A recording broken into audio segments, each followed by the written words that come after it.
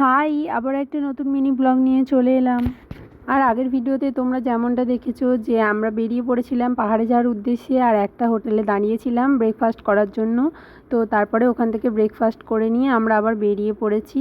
আর আমরা তো বেরিয়েছিলাম সকাল 10টা নাগাদ, আর এখন বেজে গিয়েছে ওই 3:30 মতো।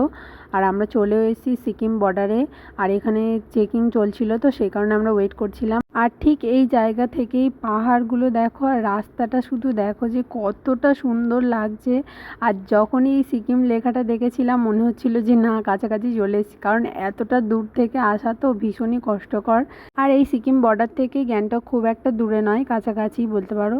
তো ওখান থেকে আবার সোজা আমরা গ্যাংটকে চলে গিয়েছি। আমরা কিন্তু কোনো রকমের রুম ঠিক করে যাইনি, আমরা ঠিক করেছিলাম যে ওখানে পৌঁছে গিয়েই রুম ঠিক করব। আর ঘরবাড়ি দেখে তোমরা আশা করি বুঝতেও পেরে গিয়েছো আমরা চলেও এসেছি গ্যাংটকে। আর আমাদের লাকটা এতটাই ভালো ছিল যে আমরা যেখানটাতে গিয়ে দাঁড়িয়েছিলাম সেখানেই আমরা একটা হোমস্টে পেয়ে গিয়েছিলাম। আর হোমস্টেটা ছিল ভীষণই ভালো। আর এই হচ্ছে আমাদের রুম, আর এখানেই আমরা গত 3 দিন থাকবো। তো 3 দিনেরই একেবারে বুক করে নিয়েছিলাম, কারণ আমরা তো আর অন্য জায়গা কোথাও যাব না। তো এই গ্যাংটকের চারপাশে যেগুলো ঘোরার জায়গা রয়েছে তো আমরা সেগুলোই ঘুরবো। তো সেই কারণে আমাদের এখন 3 দিনের জন্য এটাই ঘর। আর হোমস্টেটা এত সুন্দর ছিল, এখানে পুরো নিজের বাড়ির মতো ফিল হবে, কারণ এখানে সমস্ত কিছু, একটা চামচ খুন্তি থেকে শুরু করে সমস্ত মানে ঘরের যে যে জিনিসপত্র লাগে সব কিছুই এখানে ছিল। শুধুমাত্র বাজার করে আনতে হবে আর রান্না করে খেতে হবে। তো তারপরে বিকেল হতে আমরা একটু বেরিয়ে পড়েছিলাম সুপার মার্কেটে গিয়ে কিছু বাজার করে নিয়েছিলাম, কারণ আমরা এখানে যেহেতু হোমস্টে নিয়েছিলাম তাই আমরা ঠিক করেছিলাম যে নিজেদের পছন্দের যা যা খাওয়ার ইচ্ছা হবে সমস্তটাই এখান থেকে বাজার করে নিয়ে গিয়ে রান্না করে খাওয়া হবে। তো এখান থেকে আমরা টুকটাক কিছু শপিং করেও নিয়েছিলাম।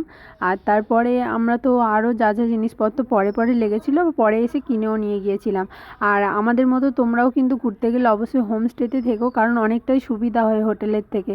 আরও যদি রান্নাবান্নার ব্যবস্থা থাকে নিজেরা রান্না করে খাওয়াটা অনেকটাই সুবিধাজনক, কারণ বাইরের খাবার খুব একটা ভালো হয় না। তো আর তোমাদের সাথে খুবই একটা মজার জিনিস শেয়ার করি। এই যে দেখতে পাচ্ছ এটা হলো ওয়াই ওয়াই নুডলস। এটা আমি নেপালে যখন গিয়েছিলাম প্রচুর খেয়েছিলাম। তো এইখানে যেহেতু পাহাড়ি এলাকা এখানেও পাওয়া যাচ্ছে, তো সেই কারণে এটা কিনে এনেছিলাম।